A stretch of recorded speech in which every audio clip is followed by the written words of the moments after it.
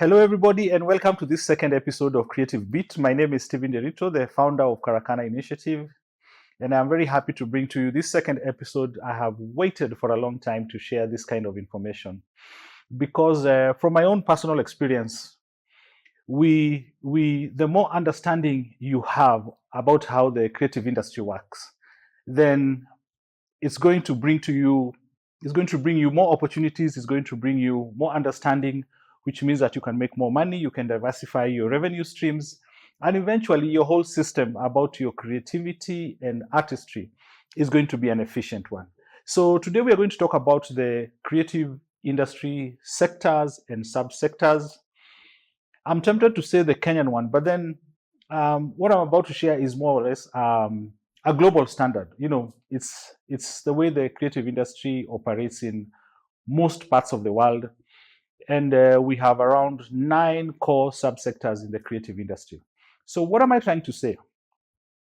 What I'm saying is that if you understand, for example, you're in a film production and you know all that happens within the film industry, or let's say you're in fine art and visual arts, you're into painting and drawing and illustrations and sculptures and all that, and you know how each subsector relates with the other one, then it becomes easier for you to grow your skills, come up with new skill sets, diversify your income, so that you can deal with this big challenge of artists kila saa tunakaa tumesota, So before I go on, I hope that as you watch this second episode, you have taken time to watch my first solo podcast where I was talking about the challenges that we face as artists and creatives. And why did I start with challenges? I'm saying that because I started with challenges because as artists, as creatives in Kenya, tuko na shida mingi sana. The whole sector has a lot of challenges, and it is good that we understand what you are dealing with so that we say as Karakana Online, as creative associations, as leaders in government, as young artists, as established artists, as mid-career professionals, sisi wote, we bring our efforts together and we say, okay, problem number 1, problem number 2, problem number 3. How do we deal with it? Even you as an individual, you also need to ask yourself, if these are the challenges that are facing the industry, myself, mimi kama msanii, what can I do? Because once you know what a problem is, once you know the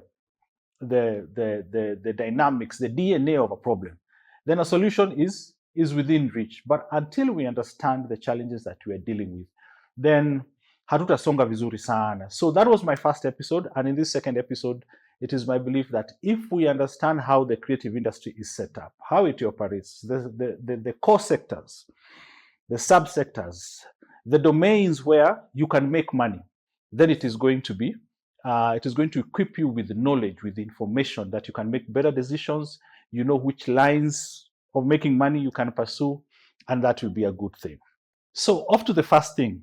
The creative industry, sometimes called the culture and creative industries, here in Kenya, in Africa, and globally, has got different frameworks that are used to, categorize the kind of work we do, categorize the different spaces, the subsectors that we work with as artists.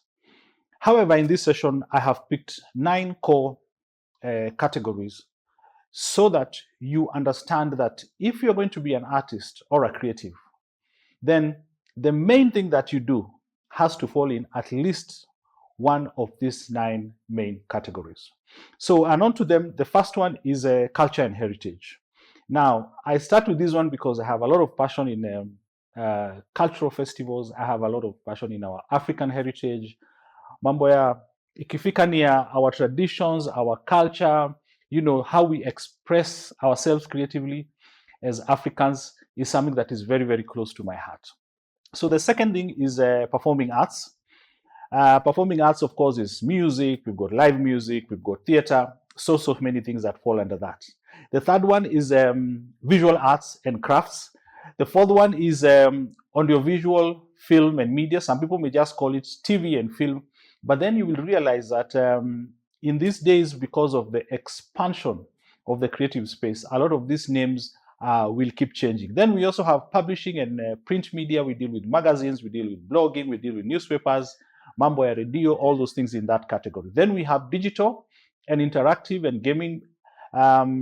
Digital, interactive, and gaming, of course, has grown exponentially because of the expansion of the digital space. Then we have advertising, marketing, and brand communication. Then we have creative technology and emerging media. Anything vitu hizi zote zimetokelezea mpya, they will be put under category number 9, which is creative technology and emerging media. So those are the core 9 categories that we deal with as artists and creatives, even in this country. And that is from a very, very, very, very broad perspective.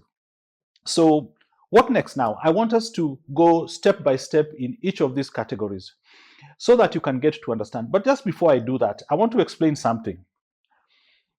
In some of these categories, or perhaps in most of them, they intersect a lot. Okay? What am I saying? What I'm saying is that you may find yourself that you have become a content creator, but you're a fine artist. Okay?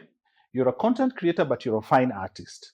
So you draw, you paint, you use pastels, you use watercolor, you use oil colors, but you create a lot of content as you create your art. And over time, you become famous, you command a massive following. So what does that mean? That means that you are in the creator economy, but you're also in the fine art. Another example is that you could be doing illustrations for a comic book. Okay? This comic book goes under publishing, books, and all that category with magazines and newspapers and all that. So you're a fine artist, you're an illustrator, then what you have illustrated gets into books and publishing. That comic book can also be made into a film, an animation. Then that means that you have also gone into a different category. Okay? So what I'm saying is, all these different subsectors that we are going to be talking about, zina intersect sana. Unaipata iko huku, unapata iko kule. So that should not confuse you. And it is very normal. And it is a very good thing, which means that it creates different opportunities for all of us. Different opportunities for our work to get known, different opportunities for us to diversify our income as artists. So one of the important things that I also want to mention is, even from my own personal experience, is that when I kicked off my career back at the University of Nairobi, I planned to be a graphic designer, something which I do more than 20 years later. However, around 2007, I bought my first professional camera. And within 3-4 years, I was already deep into photography, shooting weddings, corporate events, having a very small studio. Then, around 2014, 2015, I got into videography, okay? And all these 3 things, they come together in what is called visual communication. They are very related. Today, 2026, a good number of our core clients, we give them business solutions using those core main visual communication tools. What am I saying? Kuna watu walisema that a jack of all trades is a master of none, but oftentimes bester. They said that a jack of all trades is a master of none, but oftentimes better than a master of one. So I have seen it in my own personal example that having multiple skills as an artist, as a creative, will always save you. I try to remember during the pandemic, during COVID, things were very difficult. And one of the things that saved me a lot was the mere fact that I teach. One of the things that saved me a lot was because I have programs where I teach photography, where I teach videography, and where I teach graphic design. And for almost half of the 12 months when there was a serious lockdown, up to around March, April of 2021, around half of that time, I was conducting classes for 1 or 2 serious corporate clients. So all I'm saying is that understanding the opportunities and the different paths that your career can take is going to help you. And when I talk about teaching, please mark this, because in the next video, I'm going to talk about the different ways we as creatives make money. And I want us not to get confused here, because today I'm talking about the sectors, the subsectors, and the domains that are in the creative industry, so that you as an artist, or even maybe you as a leader in this creative industry, can get to see the different ways that we can approach the different things that we want to do in our industry. So the last point before I get to the specific areas that I'm talking about, I want to mention is that as creatives, we cannot do one thing. I have friends, today I find they're a fine artist. Next time they are saying, oh, by the way, kuna play tunafanya huko Kenya National Theatre. Oh, and what are you doing there? Are you painting the set? No, I am acting. I have a role. Next time somebody is telling me, oh, by the way, I'll share with you my poetry book. Ala. Next time somebody is telling me, tulikuwa tuna record kwa studio. That is our nature as artists, as creatives. It is very hard to find an artist who just does one thing. We always like to dabble our hands into different things. You know, today I'll find myself doing photography. Tomorrow I want to sketch a little bit. The next time I'll do a little movie clip with my phone. You know, we will find ourselves very restless and very unfulfilled and unhappy if we just do one thing as an artist. So it is very normal for us to find our hands doing different things. So now, when we talk about culture and heritage, this is how we express ourselves creatively as Africans and also in other parts of the world. And in this first category, there is a lot that happens. This is where you find your national museums and other museums. This is where you find galleries. This is where you find cultural festivals. This is where you find cultural events. This is where you find traditional crafts. This is where you find indigenous knowledge and the preservation of all those things. So in this category is a bit specialized. It is not, most people do not look at it as if it is part of the creative industry. But then if I just remember sometime the other day, you know, I remember the first festival that I attended for Tobongulore. It was a Turkana cultural festival up in Turkana, even before that place had opened up. And there is all this expression through traditional fashion, traditional jewelry, through music, through traditional instruments, through dances. So the creative expression of culture and heritage, the protection of those instruments of culture, and the traditions that follow that, and the way things are always done, and the diversity that comes with it, there are so many opportunities for artists and creatives in that subsector called culture and heritage. And that means that you have to understand how culture is like. You have to understand traditions. You have to understand cultural expressions. And you have to understand how festivals are done. You have to understand community, because it is very important.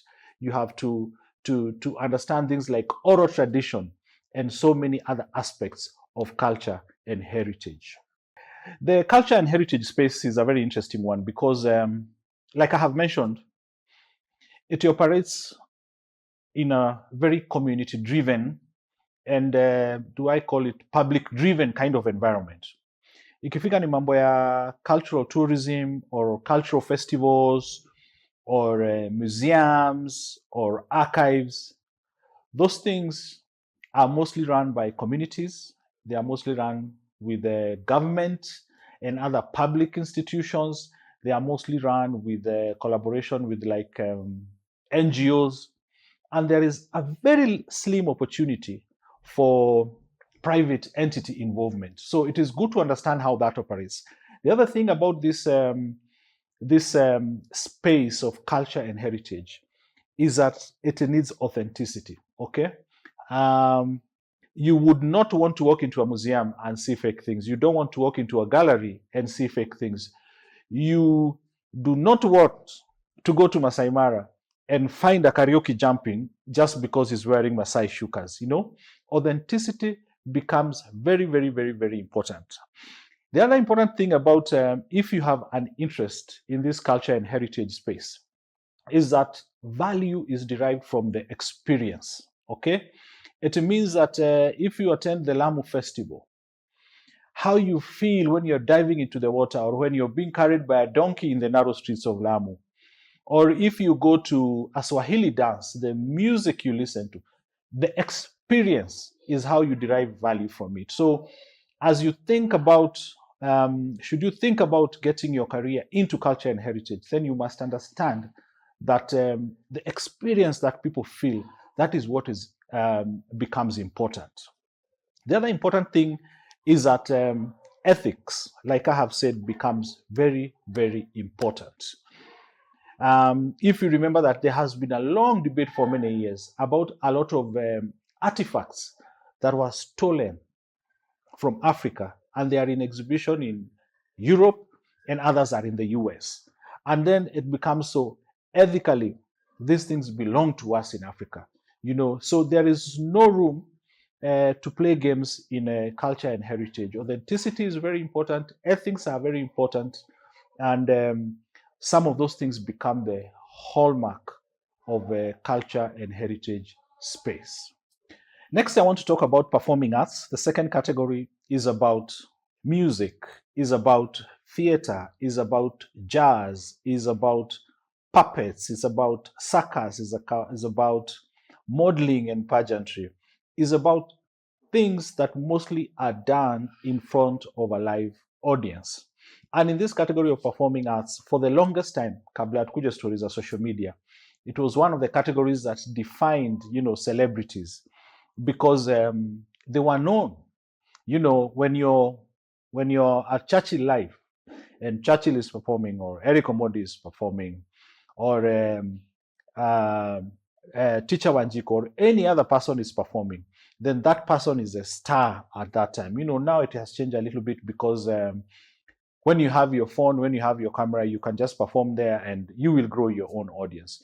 So performing arts is a core subsector of the creative industry, and it is defined by the mere fact that somebody has to be very highly skilled, and then you mostly perform in front of a live audience. Now, I will keep explaining how all these opportunities for us artists and creatives, they intersect a lot. Because if you go to a performance and you perform in front of an audience, and then you have cameras rolling and recording what you're doing, and then you can take it either to YouTube or to another platform.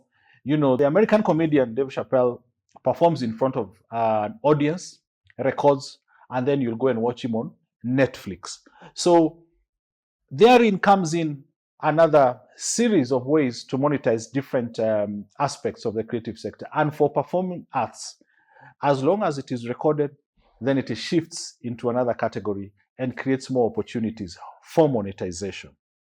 So should you have an interest, or perhaps you have found yourself in the middle of performing arts, maybe you're a stand-up comedian, maybe you're a dancer, maybe you deal with puppets, maybe, it's very wide, you play musical instruments. It is important for you to understand that this space highly depends on your skill.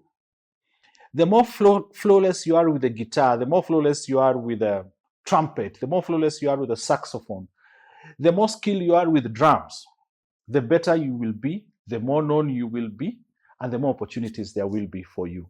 However, this kind of work needs community. Lazima udeal na watu. Ni ngumu sana kufanya kitu ukiwa peke yako. Even if you're in a live band, you need to be in a team. Okay? The other thing about this is that it has got, like I have said, a lot of spillover. That you can perform once, record it, and you can create multiple ways of making money. The other important thing about it is that it is project-based. Tutakuwa tukisema, we are rehearsing for this musical play that's coming up in November of 2026. We are working for a show that's coming up in Dar es Salaam next month. So you find yourself always dealing with different projects. And finally, you have to understand that you deal with an audience and you have to wow your audience. Your audience is the one that will define how far your performance art will go. Then number 3, tunakuja kwa industry yetu. Okay, we are dealing with visual arts and crafts. So visual arts is what most of us know as creative. Ukisema mtu ni msanii, isipokuwa kwa music, fine arts, we're talking about painting, we're talking about sculpture, we're talking about drawings and illustrations, we're talking about printmaking. A good number of you may not understand what that is. We're talking about ceramics and pottery. You have seen a lot of them. We're talking about basketry and weaving and beadwork. I want to highlight that because have a look at how basketry and weaving and beadwork and this kind of crafts relate to culture and heritage. When you go to visit Masai Mara, they will be selling you their traditional stuff. So here you find another intersection point of culture and heritage and visual arts and crafts. At the same time, you'll find things like metalwork and blacksmithing. To a great extent, those of you who are in Nairobi and you visit Ngong Road and other places, you will find artists or artisans who are making sculptures using metal, of wild beasts, of elephants, of giraffes, and all those kind of things. And all this is visual arts and crafts.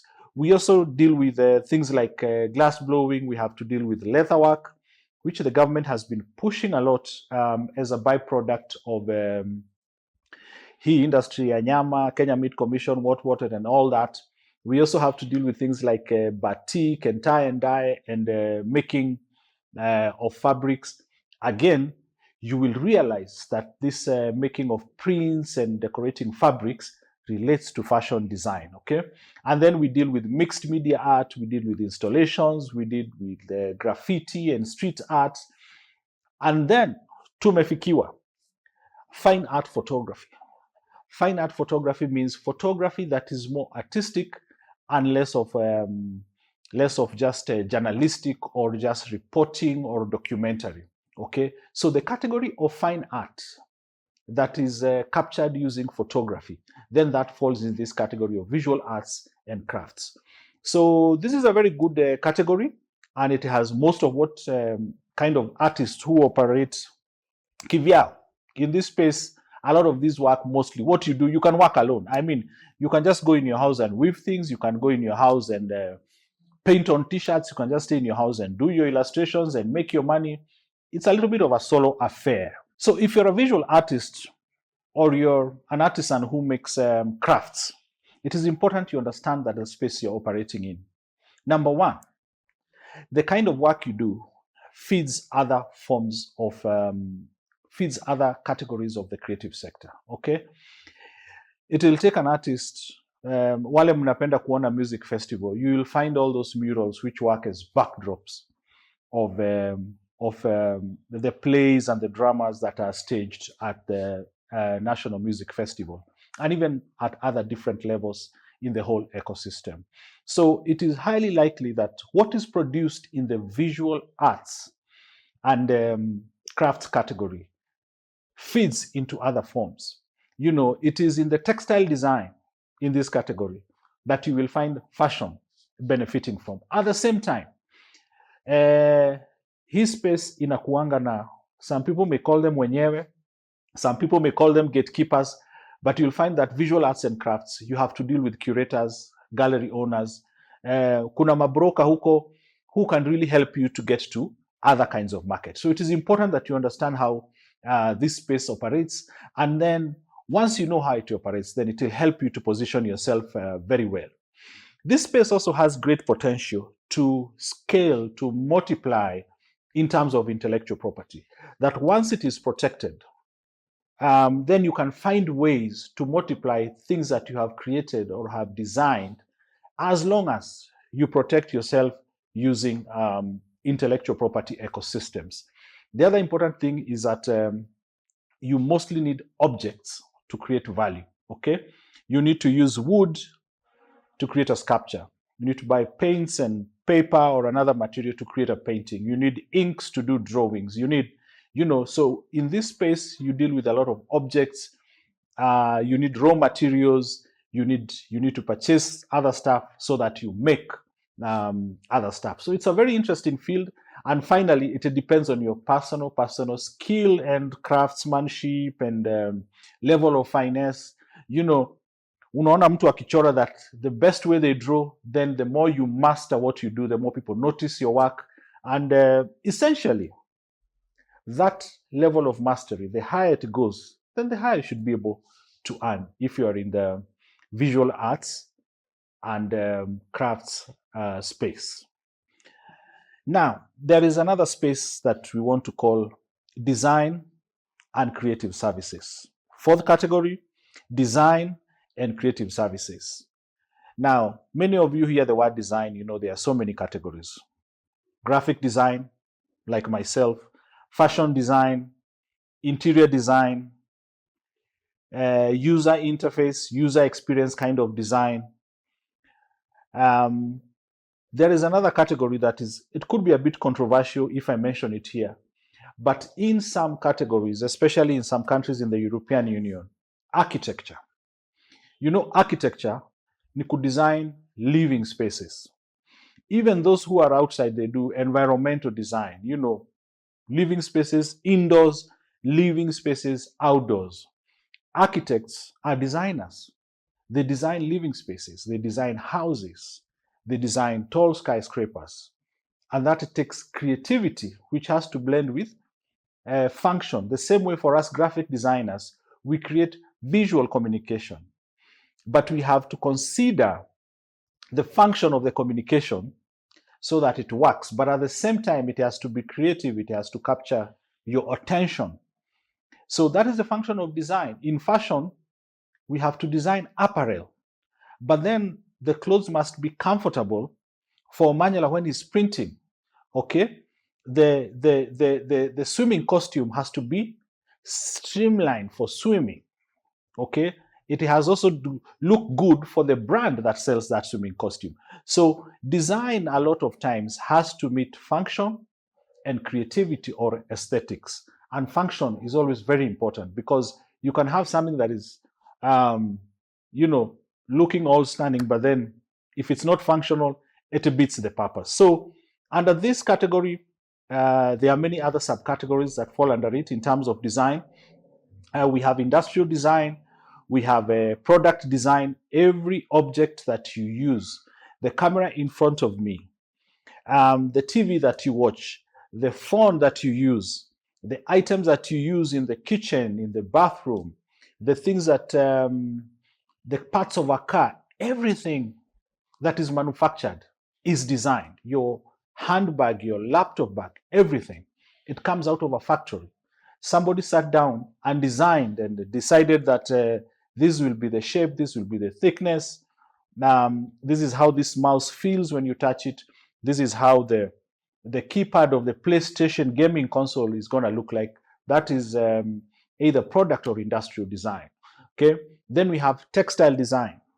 Like I mentioned earlier, textile design is the fabric that is used to design the clothes. Before the fashion designer designs nguo zenyewe, the fabric has to be designed. How these patterns look like, somebody has to sit down and design.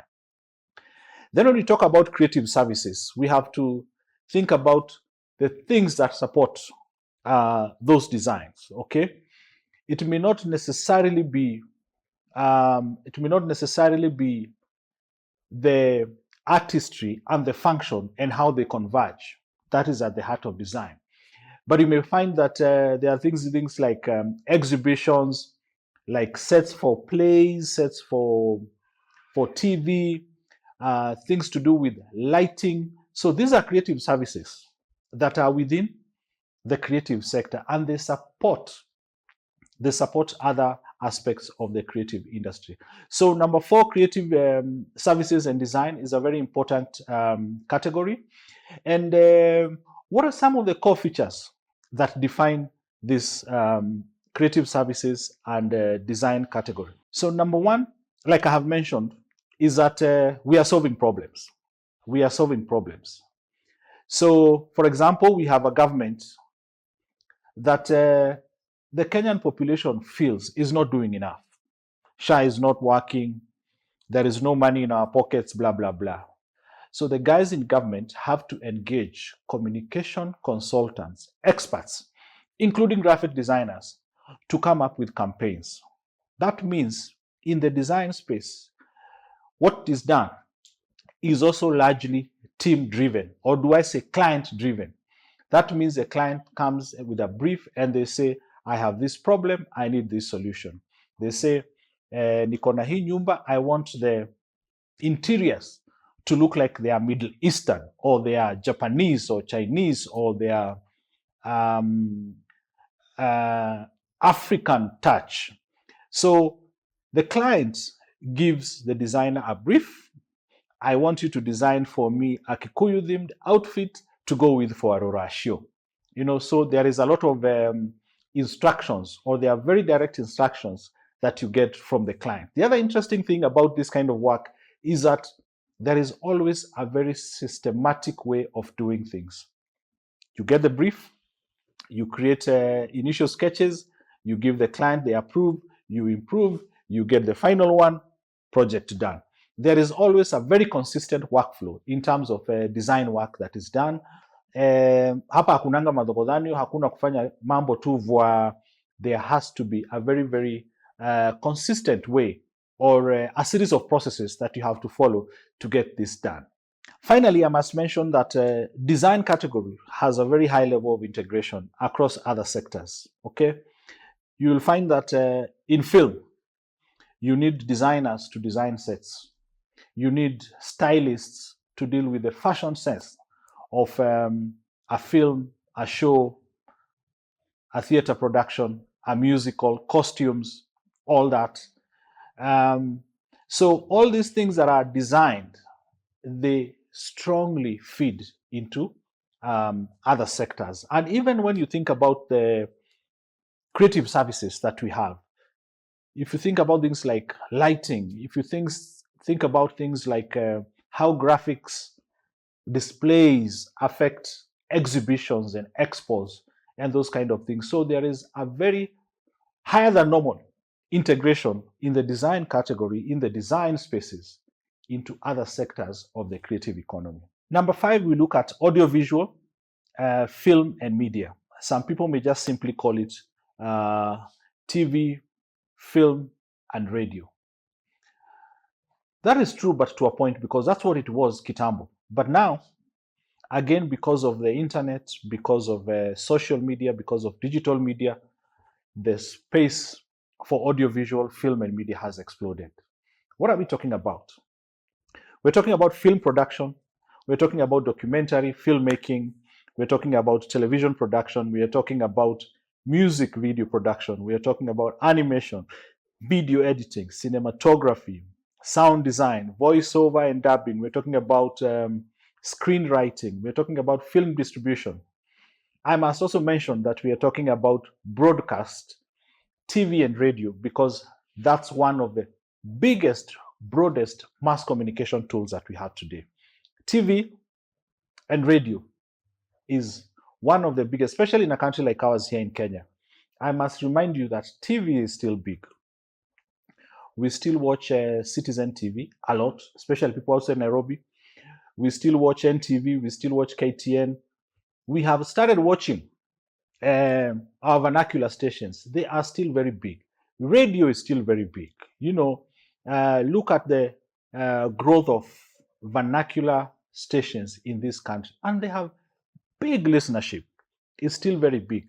I don't want us to imagine, especially those of us in Nairobi, to think that because now we listen to podcasts and we watch YouTube and Netflix and Showmax and all these other new channels, that TV and radio is still not big. I must remind you that it's still big, and it is offering a lot of opportunities. Every time I go home, my parents who are in their 70s, I will always find them watching Inoro TV. So it's a Kikuyu vernacular station, which is run alongside Kina Citizen TV and all those other vernacular ones. And I look at how many local language Kikuyu plays and skits and music that are played on Inoro TV, and the kind of following and listenership that they have. Not to remind you that Inoro TV came much later, and Inoro FM came much later after other vernacular stations. So what am I trying to say? Is that TV and radio, contrary to popular belief, is still a very, very, very big audience, is still a very big domain under audiovisual, film, and media category. The other important thing that we need to understand now to counter that is content production. Of course, with your phone, with your camera, social media, digital media, websites, YouTube, all that. Again, I mentioned it in the first episode.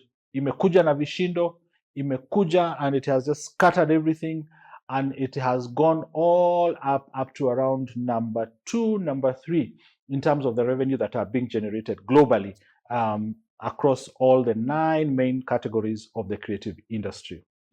Of course, this forms a big part of being the creator economy, and it is good for us to understand that if you are in audiovisual, if you are in film, if you are in media space, how is it like? Number 1, technology, technology, technology.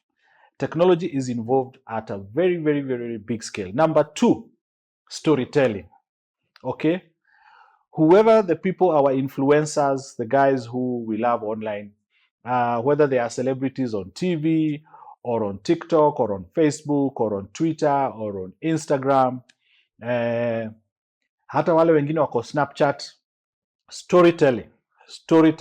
Mahekaya tu za Abunwasi, watu wanatupatia ma-story, ma-acts, ma-skits, nini. We love that. And that is what is driving that space. The other important thing about it is that there is what we call multi-platform distribution. Okay? Where does it depend on one thing? In this space, you will find people creating content. You'll find it on Showmax. You may find it on Viusasa. You will find it on YouTube. I mean, people are paying on Patreon to watch Andrew Kibe. Multi-platform distribution of content is very important. The same way, you will watch news on Citizen TV, on the TV itself, but you can also go to YouTube to watch a feature. Okay, so that becomes a very core part of this category. And finally, there is a need for a lot of collaboration, and there is need for a lot of teamwork, working with other people.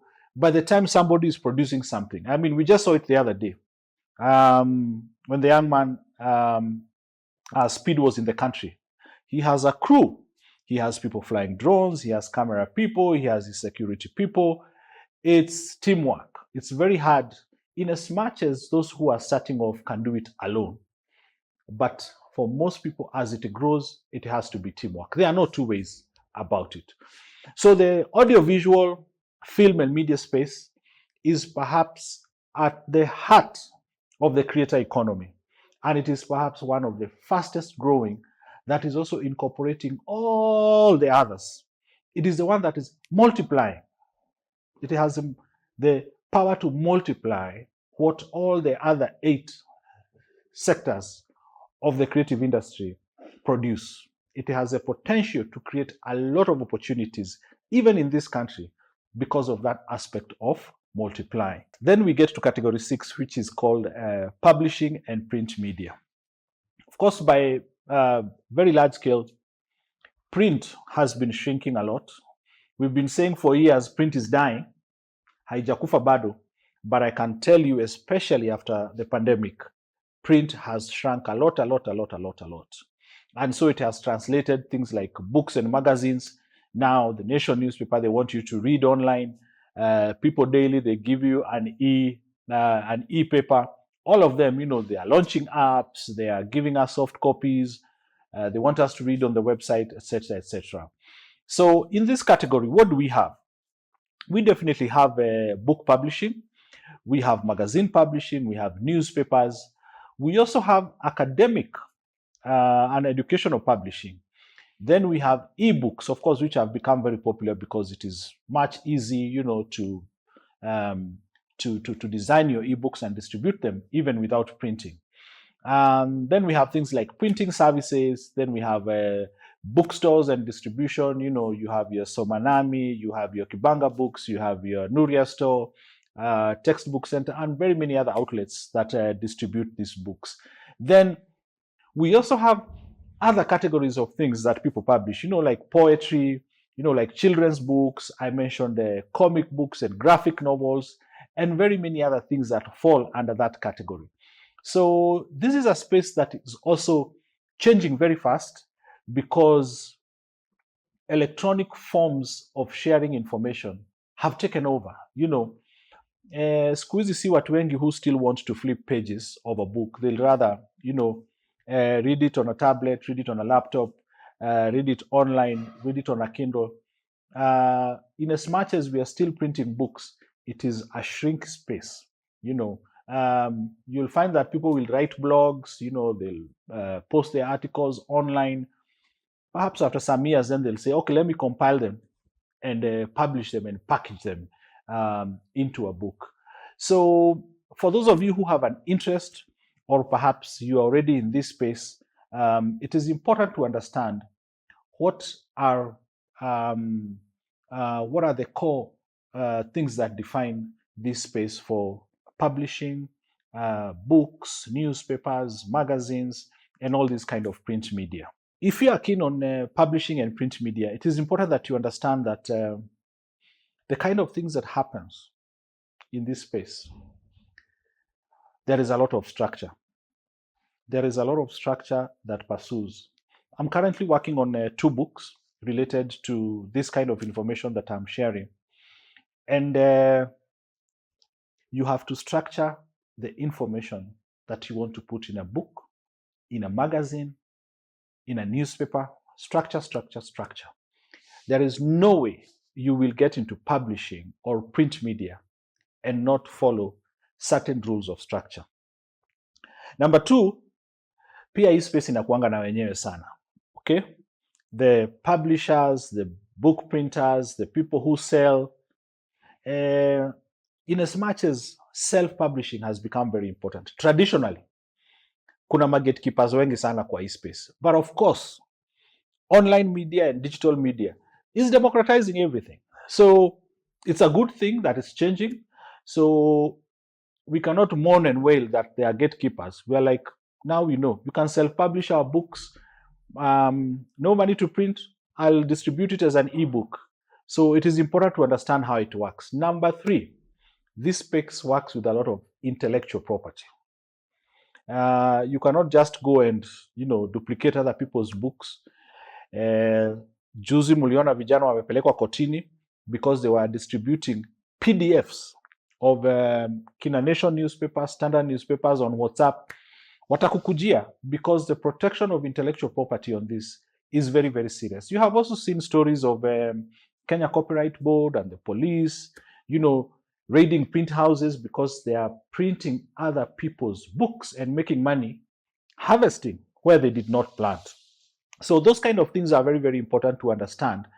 And also, finally, we deal with very, very long processes. Let me compare it to something. You can start a painting yesterday, continue with it today, and in the next 1-2 days, the painting is done. But you cannot publish a book in a week, not even a month. It's very hard. If you want to start a newspaper today, it will take you a very, very long process if you want to do that, So there is what we call long production cycles. So it is important to understand the kind of effort, work, teamwork, money, capital, that goes into those kind of production work in the publishing and print media. So category number 7, we are dealing with the digital, interactive, and gaming. Again, this is a very recent category that is grown and it's growing and it's grossing a lot of revenue locally and globally. This is where you find, video games, mobile games, designing of games, interactive media, virtual reality. And then very interestingly, we deal with software development, we deal with app development, we deal with website development. I know it sounds a little bit strange that under digital, interactive, and gaming. We have those three. But then it is important to understand that the experiential value that we get from software, from apps, from websites is very creative. How smooth, how flawless, how pleasant the experience you have when you visit a website, when you open an app, when you open a software, is a creative aspect. The people who design the user interfaces, the user experience, have to use their creativity to bring out pleasant experiences through their work. So it is very important that when you hear software development, app development, website development, and those kind of IT or tech related things is still part of the creative industry. And this is also something, as a country that is very dependent on tech, that is in the continent, even globally on some aspects, tunaongoza huko mbele kwa mambo ya digital, mambo ya tech, mambo ya IT, that there are many, many opportunities that arise because of development of these things. So you will also find things like interactive installations, things like digital storytelling, development of e-learning platforms, digital simulations. Kuna vitu mingi sana hapo. And then we come to another category under this that is called esports. Saa zingine tunapendanga kusema gaming, but esports is important that we understand it, because this is something that I know even in this country, like 1 or 2 years ago, even their official, guys, they formed an association in Kenya. I remember seeing they even had their elections the other day. So esports ni hizi tu games mnapenda kucheza za, video games, mobile app, nini. But then it's an organized system. It's a very organized system. I'm saying it's organized because you will find tournaments. I think if you don't know, in Kenya, there are guys who are called Nikon. And I think I have also seen, I think the other guys, they are called Movie Jabba or something like that. So esports have very well organized gaming communities, tournaments where they have prizes that people win. They have registration, they have leagues, tournaments, etc. And they play all kind of games. Of course, tunajua stories za GTA, Grand Theft Auto. We know, I think, League of Legends. We also know guys who play kina FIFA and all these football tournaments, and so many hundreds, if not thousands, of other tournaments and games that people play online. And these online communities are very well organized. They have annual calendars, they have different groupings, they have massive prizes that people win. And that category of esports is growing and growing and become a very, very big kind of a macro economy on its own. And if you go online, I think that subsector moves a lot of money, So that is something that I think a number of us artists and creatives need to look at, because there are a lot of opportunities that come with it, whether it's in the development, whether it's in the management, whether it's in the support services that come with it. Esports is a very, very big thing. It's a very big thing under the creative industry. And for those who are interested in not just esports, but the whole of digital, interactive, and gaming kind of space, it is important to understand, like a few others, is very technology driven. It's very dependent, highly dependent on technology. The other thing about it is that it also creates kind of immersive experiences. You have to transport yourself from one kind of space into a kind of an imaginary space, and your audiences, the people that you interact with, your other gamers, lazima ututoe hapa, utupeleke into another space, into another world, into another universe. One of the key hallmarks of this space. The other important thing is that mostly vitu za games ni za youth, okay? It is very rare to find that older people dealing with gaming. So it's mostly for children, a lot of children games. It's mostly for teenagers, and maybe people, kifika sana around their 20s, the moment you start going to 30, a lot of those will drop off. So if you are interested in this category, you have to think, you have to target, you have to work with young people. And finally, this is one of the few categories of creative industries and creative careers that you can look at global reach, you can look at global scalability. Unaweza kuwa uko hapa Nairobi and you're playing games with people who are in Asia, who are in the Middle East, who are in Europe, who are in the US, who are in Latin America, who are in South Africa. The global part, the expansion, the growing your audience is a very, very, very strong aspect of this category. Of course, on several times you've heard me talk about the creator economy. I'm saying that because we need to get our eyes on the creator economy. But before I get to that, one big aspect of number 8, creative industry, is advertising, marketing, and brand communication. What other domains are under this? We are dealing with things like advertising, media buying and media planning, creative strategies. We are talking about art direction. Then we come to our pet subjects. We are dealing with social media influencers. We are dealing with email marketing. We are dealing with search engine optimization and search engine marketing. And we are dealing with content marketing. Hizo zote ni mambo ya mtandao, which again we've said they are growing very, very fast. Things like public relations are in this category. Things like event marketing, things like brand consulting, outdoor advertising, hizi mabillboards tunaonanga Nairobi na kwingineko, radio and TV advertising, and print advertising, different kinds of advertising across different media. So number 8, advertising, marketing, and brand communication is purely, largely a service kind of industry, but it is changing very swiftly. It is highly dependent and anchored on what we call today mostly on a creator economy. It is increasingly taking over because people are moving from radio advertising, TV advertising, newspaper and magazine advertising. Na hiyo pesa yote siku hizi, it's being taken to digital, social, online, website kind of advertising.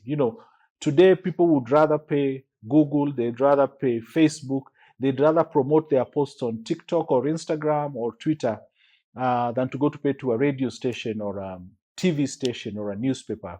And there are a lot of dynamics that are under advertising. There are a lot of dynamics, there are a lot of special kind of features that define that category. One of those core features is the fact that there has to be an advertiser who decides that they want to advertise in a certain space, or they go through an agency which makes a decision on their behalf. It is important to understand the ecosystem that deals with advertising. So you have an advertiser, which could be an institution like Kenyatta University, and they want to advertise their January 2026 intake for degree. So for degree courses. So they have to pay either a direct media house or they have to pay an agency, and then the agency will tell them, okay, give 100,000 to social media advertising, give 500,000 to Citizen TV, and give 1 million to Nation newspaper. So the advertiser has to pay for the publicity of whatever it is that they want to say. The other important thing is that this space advertising is also very strategic. Okay, every action, every decision has to follow a certain strategy, has to follow a certain known and proven pattern, so that they'll be like, we are advertising to young people. Okay, so let's go to TikTok. We are advertising to older people. Let's go to Facebook. They say, we need just a general public. Then let's pay for 10 billboards. Be like, we want the widest reach TV. Let's go to Citizen TV. So you'll find that hakuna kubahatisha. Advertising space has to be very strategic, has to be very focused, has to have some data to inform the decisions that operate. Before I go to the last category, I must also mention that advertising is largely dependent on numbers. Okay, clients wako advertise something and they cannot see the feedback, the return on investment, then there is a problem. And just like your social media influencers and the rest, if Tom Daktari can advertise mashamba and people buy, then the advertiser they have their return on investment. So there is that aspect of, I give money for advertising, I expect a certain kind of output from it. I need people to buy, I need people to engage, I need people to subscribe. The advertisers have to see that whatever they are paying for is going to pay back, and they are going to get the results, the output that they were expecting. So finally, there is a category that na feel ni kama hii kikapu inachukua everything else, that whoever was trying to categorize all these things, they didn't know where to put it. Or do I say that everything that is very recent is lumped under this category, and we call it creative technology and emerging media. So creative technology and emerging media will be dealing with things like artificial intelligence. It's in everybody's lips today. And its creative applications, of course. We are talking about machine learning. We are talking about NFT and digital art. We are talking about 3D printing. We are talking about projection mapping. We are talking about interactive screen displays. At least hizo mmeziona wale mnaendanga KFC and those other places. You walk in, and in exhibitions and those kind of events, you will find interactive screens. We have wearable technology for those of us who do VR. We are talking about data visualization. We are talking about drone technology. Okay, drone technology for creative applications will be put under creative technology and emerging media. Of course, this is a highly dynamic space. It keeps changing all the time. It is very highly dependent on technology. So it is good to understand. But then, because this country, again, I have to keep repeating, sisi mambo ya internet connectivity, mambo ya kuwa watu digital, mambo ya kuwa active kule social media, we do very well. So it means that those of you who are, looking for spaces to venture into, this new creative space has a lot of opportunities. And you're going to be doing something new, something that not so many people have gotten into. Like in our spaces, a good number of people who operate drones, whether for photography or for videography. You set yourself apart from other people, and you open up new opportunities for yourself. And if it is going to create for you a lot of opportunities, then it is important that you understand and you embrace the realities of this space. One of them being that on one side we have human, on one side we have machine. So you must embrace the fact that there is a lot of machine and human interaction and communication and working together. The other important thing, of course, it is extremely dependent on latest technology. Okay? There is nothing that you can do in this space na unatumia vitu za kitambo. You will be setting up yourself to a point of disadvantage. Okay. The other important thing about it is that some of these things are still on experimentation. They haven't gone all out in the market, and it also gives us as artists and creatives space to experiment, try A, try B, try C, and where you'll find yourself landing, perhaps that's where your luck will find you. So such is this space for, new media and technology. And finally, the level of involvement of protection of intellectual property is also very, very, very important. There is a lot of IP issues that are involved. Hata hatujamaliza kusort. Is AI art still art? If ChatGPT writes for me a movie script, who is the author? Is the author the ChatGPT, or is it the person who did the prompt? There are a lot of IP issues that are involved in this space. Finally, this new media and technology has a lot of demand across all the other all the other 8 categories of the creative industry. Very, very, very high demand, because the other creatives have realized that this new technology has also the potential to multiply whatever it is that they are doing in their different domains. So, as we get to the near close for this podcast, there is a different aspect, something different that I want to mention, but directly related to today's podcast. And this is the issue of the creator economy. Now, remember, the creator economy is not exactly a category on its own. Out of all the 9 that we have mentioned, there is nowhere we can call creator economy. However, pale tuko sai 2025-2026, as a country globally, and even as an industry of artists and creatives, the creator economy is like a layer that cuts across all the 9. I'm saying this because the creator economy mostly deals with that fashion designer who still designs clothes and fashion, but can document his or her processes and grow a following, and even start earning money from TikTok, from Instagram, from Facebook, from YouTube, because of the content that they create. They will also be making money from fashion, but they are also making money because they create and curate content. And the creator economy is growing so fast. If you just want to know how fast it is growing, here I am with my second podcast of the year. And so many other people starting a podcast, starting a YouTube channel,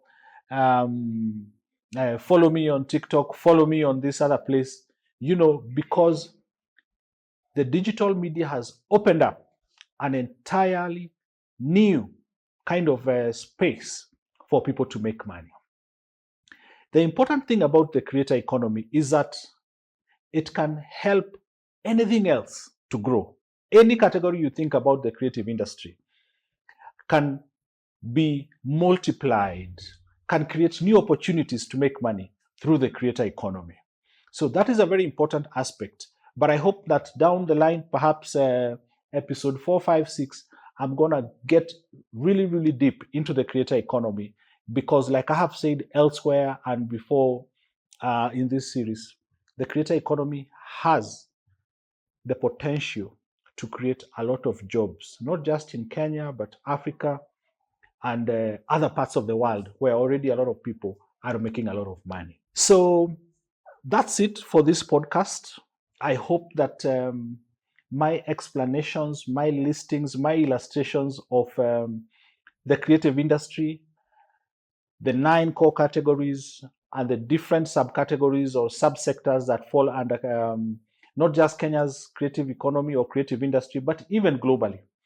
I hope and pray that they help you to see opportunities where you had not seen, to see ways to make money where you had not seen, to see a different perspective of expansion of your work, expansion of your skills, expansion of your talents, to see opportunities of collaboration with other people, so that, like we say at Karakana, you can have an opportunity to have a thriving, successful, and money-making career. So as we prepare for the next episode, I just want you to stand by and be alert, because now, from this, having spoken about the different sectors, episode 3, I'm going to be talking about how to make money. Are you a freelancer? Are you a business owner? Are you a consultant? Are you teaching like me? How do artists and creatives make money in all these sectors and subsectors of the creative industry? Thank you very much for watching. You can subscribe, you can share, you can comment, and you can give us your feedback. See you in the next episode. Kwa heri.